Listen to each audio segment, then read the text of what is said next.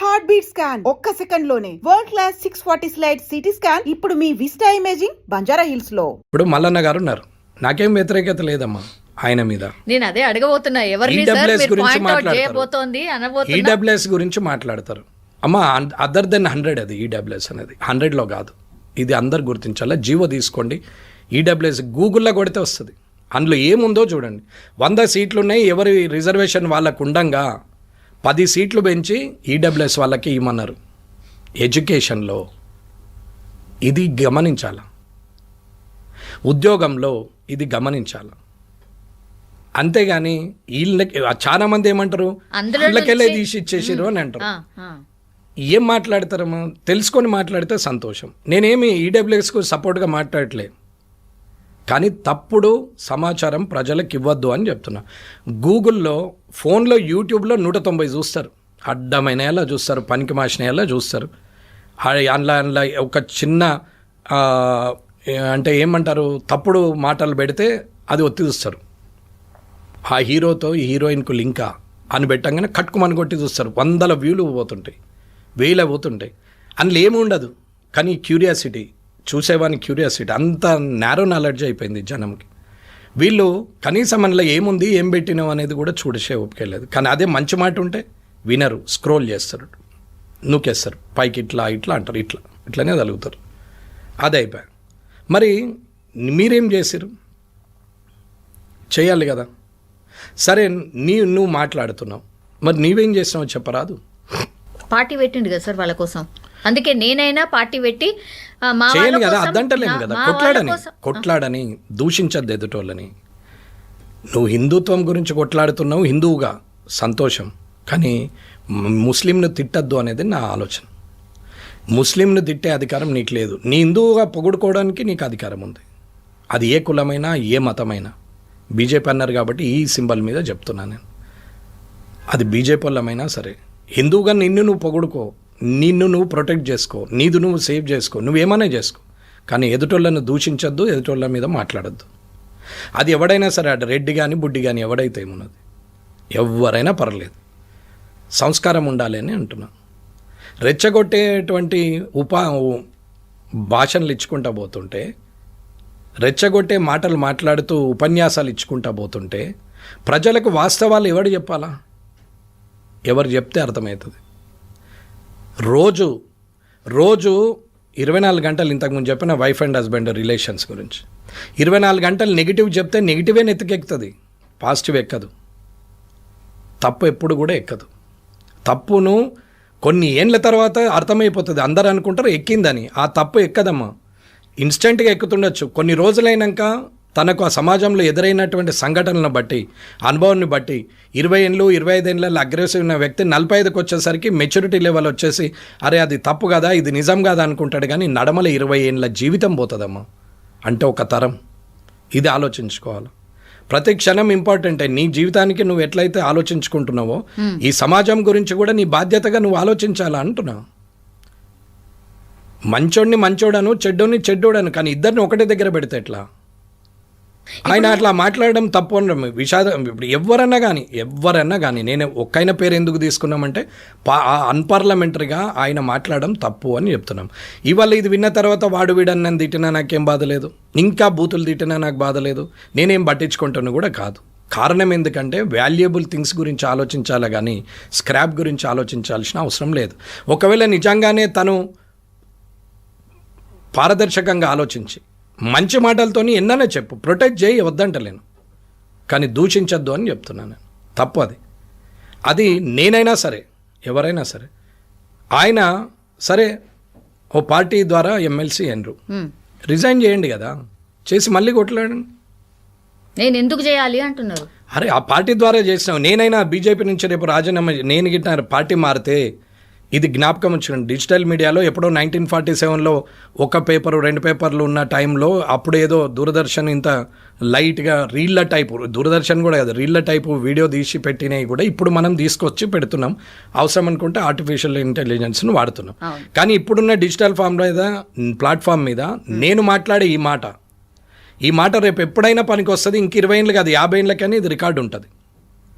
నేనే పార్టీ మారాల్సి వస్తే నేను రాజీనామా చేస్తాను. కారణం ఏంటంటే ఆ పార్టీ మీద గెలిచినాం కాబట్టి. వ్యక్తిగతంగా నేను 66,000 ఓట్లల్లో 60,000 ఓట్లు నా వ్యక్తిగతంగా వచ్చినా 6,000 ఓట్లు అయితే పార్టీ పరంగా వచ్చినట్టే కదా. ఒకవేళ 6,000 రాకపోతే ఓడిపోయినట్టే కదా. అంత అహంకారంతో నేను ఆలోచిస్తే కూడా 60,000 నయ్యే అనుకుంటే కూడా 6,000 అయితే ఆయనయే కదా, పార్టీయే కదా, అంటే పార్టీతోనే గెలిచినట్టు కదా. ఇవాళ కూడా ఏదైతే నీ నినాదం ఉందో ఆ నినాదం మీద నువ్వు వదిలే కదా. రేవంత్ రెడ్డి గారిని ఎందుకు తిడుతున్నావు ఊరికే? ఆయన నాకు ప్రతిపక్షమే కదా, ఆయన ఏం నా మిత్రుడు కాదు కదా. ఆయన మంచి పనులు చేస్తున్నాడని నేను అనట్లేదు. కానీ నువ్వు ఒక రాష్ట్ర ముఖ్యమంత్రినే నువ్వు తిడతా పోతుంటే, అన్పార్లమెంటరీ మాట్లాడితే ఎవరికి గౌరవం ఇవ్వాలా? ఒక ముఖ్యమంత్రిగా కేసీఆర్ గారు ఇష్టమున్న దూషణ చేస్తే ముఖ్యమంత్రి కాబట్టి తిట్టొద్దు అంటున్నారా, లేకపోతే అసలు ఎవరిని తిట్టొద్దా? ఎవరిని తిట్టద్దు, గౌరవం ఎదుటోళ్ళకి ఇవ్వాలి. ఎవరిని తిట్టద్దు, గౌరవం ఇవ్వు, మాట్లాడు. తప్పు చేస్తే చెప్పు, ఇది నీ తప్పు, ఏమండి మీరు ఈ తప్పు. నేనన్నాను మల్లన్న గారు అని అన్నాం, నేనేం అడ్డం మాట్లాడలేదు. గారు అని మాట్లాడినాం, అన్న అని మాట్లాడినాం, తప్పేముంది? ఆయన మాత్రం అట్లా రెస్పాండ్ అవుతారని నాకు అవసరం లేదు. ఆయన ఎట్లా రెస్పాండ్ అయినా నేను దాని గురించి పట్టించుకునేవాడిని కాదు.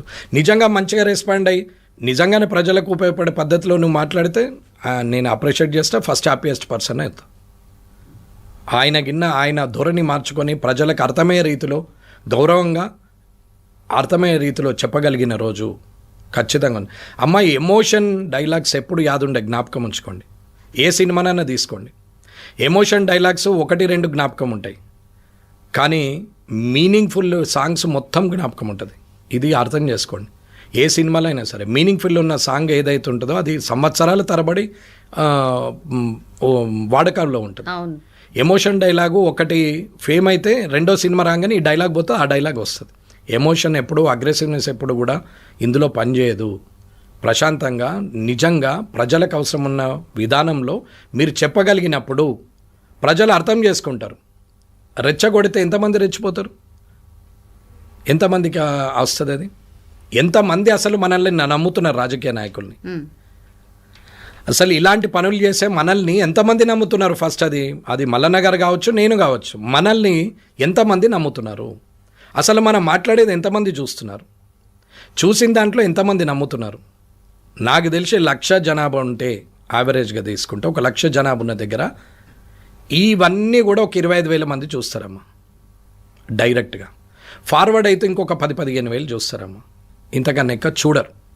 ఎందుకు మిగతా జనానికి అవసరం లేదంటే ఉదయం లేచి నుంచి సాయంత్రం వరకు వాళ్ళ డోల్ డ్రమ్స్ వాళ్ళకే ఉంటాయి, వాళ్ళ బాధలు వాళ్ళకే ఉంటాయి. ఇవన్నీ పట్టించుకోరమ్మా.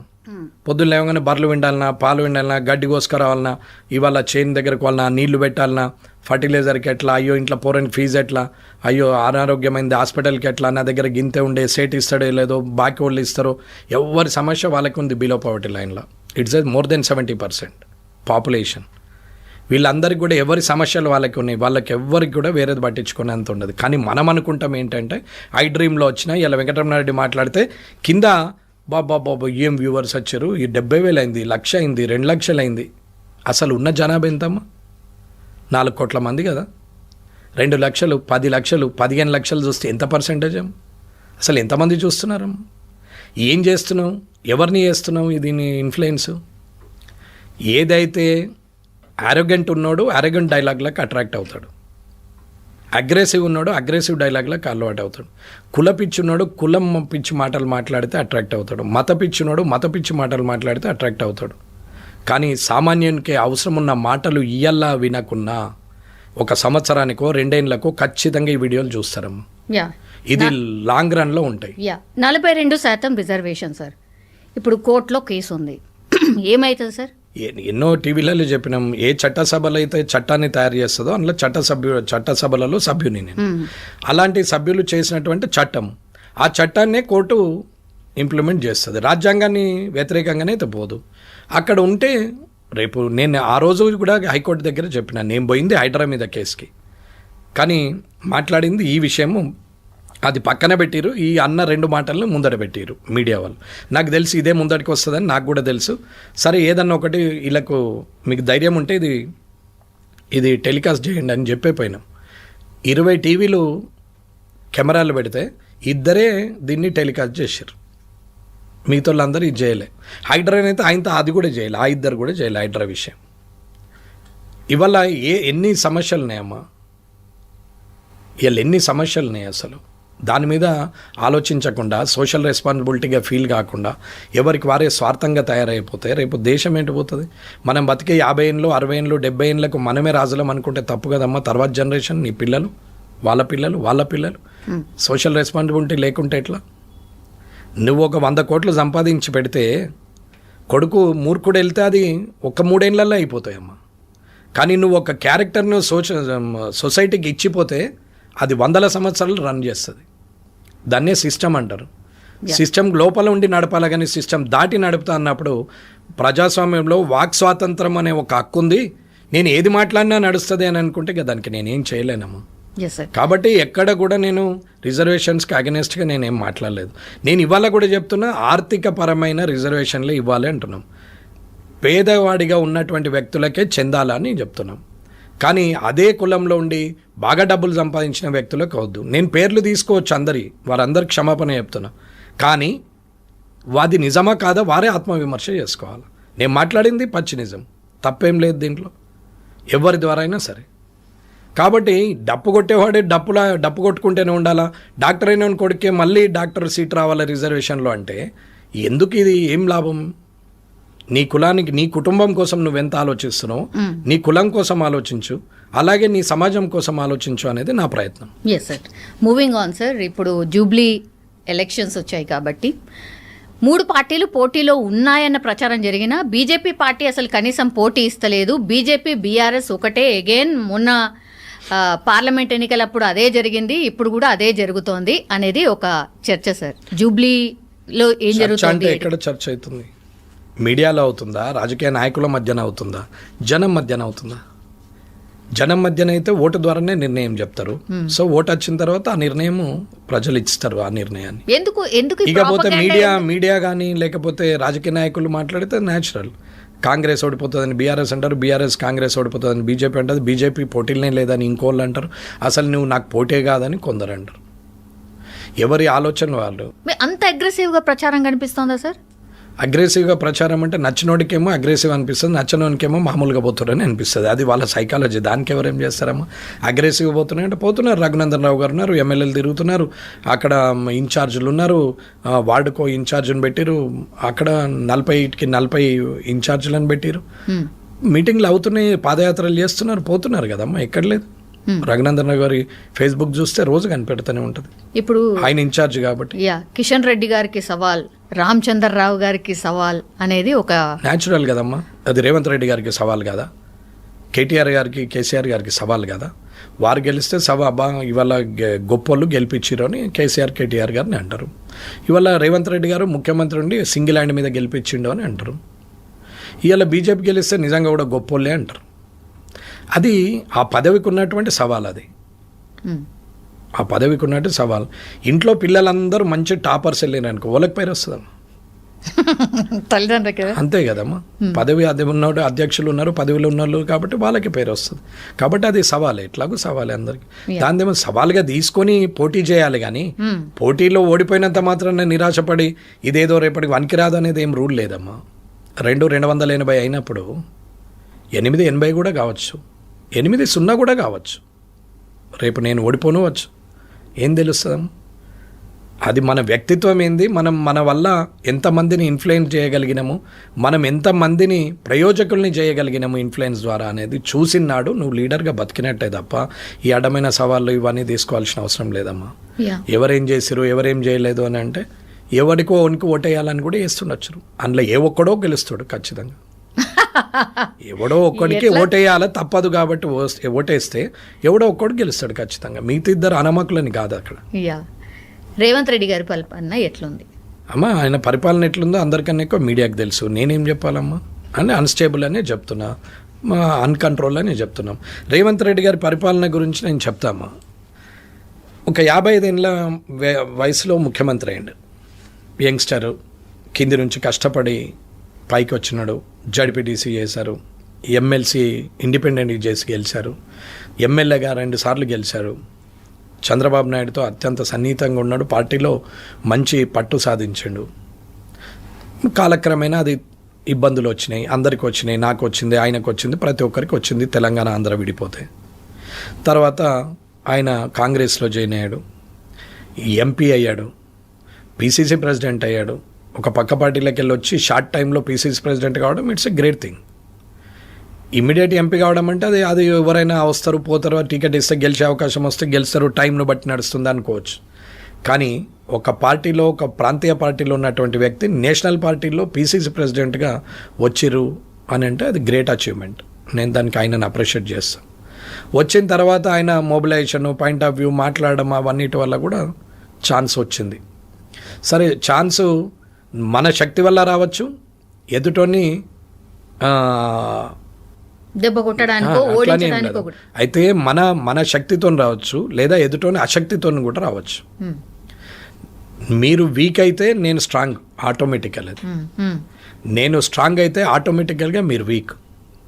ఇది అందరు గుర్తుంచుకోవాలి. అది ఒక్కడి గొప్పతనం కాదు, ఇద్దరు గొప్పతనం. ఒకడు వీక్ అయితేనే ఇంకొకడు స్ట్రాంగ్ అవుతారు. సో అక్కడ ఎవరో వీక్ అయ్యారు, ఎవరు స్ట్రాంగ్ అయ్యారు అని తర్వాత పిలిస్తే ఆయన అయితే రిజల్ట్ ఆయనకు వచ్చింది. ఆయన is the strong, ultimately is the strong. నేను వీక్ అయిట్లా నువ్వు గెలిచినావంటే అది నేను ఎవడు గమ్మన్నాడు వీక్ అనేది మనం మాట్లాడచ్చు. సో ఆయన స్ట్రాంగ్. ఆయన ముఖ్యమంత్రి అయిండు. అంతమంది పెద్ద పెద్ద వాళ్ళు ఉండంగా కూడా బట్టి విక్రమార్ గారు, కోమటిరెడ్డి వెంకటరెడ్డి గారు, ఉత్తమ్ కుమార్ రెడ్డి గారు, శ్రీధర్ బాబు గారు, చాలా మంది ఉన్నారు, చాలా సీనియర్ లీడర్స్ ఉన్నారు. ఆల్రెడీ పీసీసీ ప్రెసిడెంట్ చేసినటువంటి ఉత్తమ్ కుమార్ రెడ్డి గారు ఉన్నారు, చాలా మంది ఉన్నారు. వాళ్ళందరూ కూడా పక్కనుండి ఆయన ముఖ్యమంత్రి అయ్యాడు. చాలా బాగుంది. ఒక యంగ్స్టర్ ముఖ్యమంత్రి అయిన తర్వాత ప్రభుత్వాన్ని చాలా బాగా నడుపుతాడని నేను ఎంతో ఆలోచనతో అసెంబ్లీకి అడుగుపెట్టినా. ఇది నిజం, ఇది మనస్ఫూర్తిగా నేను చెప్తున్నా. ఆయన మంచి పరిపాలన చేస్తాడు. మోర్ దెన్ అంటే కేసీఆర్ గారు చేసిన తప్పుల్ని ఎండగడుతూ, అంటే తప్పులని రెక్టిఫై చేస్తాడు, నాట్ ఎండగడుతూ, రెక్టిఫై చేస్తూ, సరిదిద్దుతూ. తెలుగులో చెప్పాలంటే ఆయన చేసిన తప్పులను ఈయన సరిదిద్దుతూ ఇంకా తెలంగాణని ముందుకు తీసుకుపోయే ప్రయత్నం చేస్తారు అని అనుకున్నాం. దాంట్లో ముఖ్యమైనది కరప్షన్. ఈ కరప్షన్ని, మిస్మేనేజ్మెంట్ని, కంట్రోల్ ఆఫ్ ద బ్యూరోక్రాట్ని, అడ్మినిస్ట్రేషన్ని, ఇవన్నిటిని కూడా కంట్రోల్ చేస్తూ ఒక ఉమ్మడి పోరుగా ఈ తెలంగాణను ముందుకు తీసుకెళ్తారు. ఉమ్మడి కష్టం ద్వారా అందరి సహాయ సహకారాలు తీసుకొని, ప్రభుత్వంలో ఉన్న పెద్దవాళ్ళ సహాయ సహకారాలు తీసుకొని ఆయన ఖచ్చితంగా సక్సెస్ చేస్తాడని అనుకున్నాం. ఏం చేశాడమ్మా వచ్చి? నంబర్ 1 థింగ్, బ్యూరోక్రాట్ ఎక్కడ కంట్రోల్లో ఉన్నారమ్మా? చీఫ్ సెక్రటరీ నుంచి మొదలు పెడితే ప్రిన్సిపల్ సెక్రటరీలు అందరూ అలానే ఉంచుకుంటేవి. ప్రతిపక్షంలో ఉన్నప్పుడు వీళ్ళంతా దొంగలంటివి. కేసీఆర్ పొద్దున్న లేచి ఏది చెప్తే అది చేస్తారు, ఊడిగం చేస్తారు, సున్నాలు ఏమంటే సున్నాలు వేస్తారు. వీళ్ళు ఐఏఎస్లు అని మాట్లాడితే ఐఏఎస్లో కూడా స్ట్రైక్ చేసిరి, ఐపీఎస్లు ఐఏఎస్లు.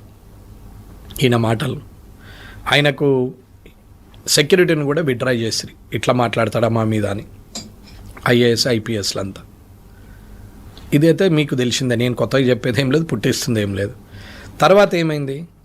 ఈయన కాలక్రమేణా ముఖ్యమంత్రి అయిన తర్వాత వాళ్ళనే కంటిన్యూ చేస్తూ అప్పుడు వాళ్ళు సున్నాలు వేసేటోళ్ళల్లా మళ్ళీ మంచోళ్ళు అయిపోయారు. మంచోళ్ళు అయిపోయి కంటిన్యూ చేస్తారు. ఆయన తప్పు చేసిండని చెప్పేసి అగెనెస్ట్ లా పోతున్నాడని ఎమ్మెల్సీలను కోర్టు కొట్టేసి మళ్ళీ అవే ఎమ్మెల్సీలను నువ్వు ప్రపోజ్ చేస్తేవి. ఒక్కసారి నాకు కోదండరామ్ గారు అంటే గౌరవం అమ్మ. ఇలా రాజకీయాలకు ఆయన పాపం ఆయనకు సెట్ కాదు. ఆయన నిజంగా ప్రజాస్వామ్యవాది, ప్రజల కోసం ఆలోచించడం. అటువంటి వ్యక్తి ఒకసారి కోర్టు ద్వారా అవమానం పాలు చేసి మళ్ళీ తిరిగి ఆయన్ని నామినేట్ చేస్తారు, మళ్ళీ కాదనేది నమ్మకమైంది. ఇకపోతే ఏ బ్యూరోక్రాట్ వ్యవస్థనైతే ఉంచినామో ఆ బ్యూరోక్రాట్ వ్యవస్థ ఇవాళ కంట్రోల్ ఉందా? ఏ కరప్షన్ అయితే విపరీతంగా పోతుంది, 10%, 20%. కేటీఆర్ గారు ల్యాండ్స్ని ఈ చెయ్యాలంటే 30% అడుగుతున్నాడు. మొత్తం మీద ల్యాండ్స్ అన్ని అమ్ముకుంటున్నాడు. చెర్లమ్మీరు, కుంటలమ్మీరు అన్నీ ఒరితిరి. కాళేశ్వరం కుంగిపోయింది, అది కూలేశ్వరం అని మాట్లాడతారు. ఇవాళ ఏమైంది? కాళేశ్వరం మీద 2 ఏళ్ళు ఓర్తివి, ఇప్పుడు రిపేర్లు చేయబడుతుంది. కేటీఆర్ గారి మీద మొత్తం చెర్లు అమ్ముకున్నారంటే హైడ్రా పెట్టేసి అమాయకుల ఇండ్లు గులవట్టబడుతుంది, హై రైజ్లను ముట్టకపోబడుతుంది, ఆ చెర్లలా కట్టినవి ఊసెత్తకపోబడుతుంది. ఇవాళ అదే బ్యూరోక్రాట్లు మొత్తం మంది మళ్ళీ డిపార్ట్మెంట్లు చేంజ్ చేసి అందరినీ అక్కడనే పెట్టుకుంటేవి. ఇవాళ ఉన్న చీఫ్స్, అప్పుడున్న ఫైనాన్స్ సెక్రటరీ గారు 10 ఏళ్ళు కేసీఆర్ గారి ద్వారా ఫైనాన్స్ సెక్రటరీగా ఉన్న అతన్ని చీఫ్ సెక్రటరీగా చేస్తేవి. ఆయనకు చీఫ్ సెక్రటరీ ఉన్న ఆమెను తీసుకెళ్ళి మళ్ళీ ఆ అమ్మను ఒక ఎక్స్టెన్షన్ దొరకలేదని చెప్పి రిటైర్డ్ అయిన వ్యక్తులు వద్దని చెప్పంగా మళ్ళీ రిటైర్డ్ అయిన వ్యక్తులను మళ్ళీ పదవులు ఇస్తేవి. ఆంధ్రలో ఉన్న ఆదిత్యనాథ్ దాస్ని తీసుకొచ్చి శ్రీనివాసరాజును తీసుకొచ్చి సీఎంఓలో పెడితేవి.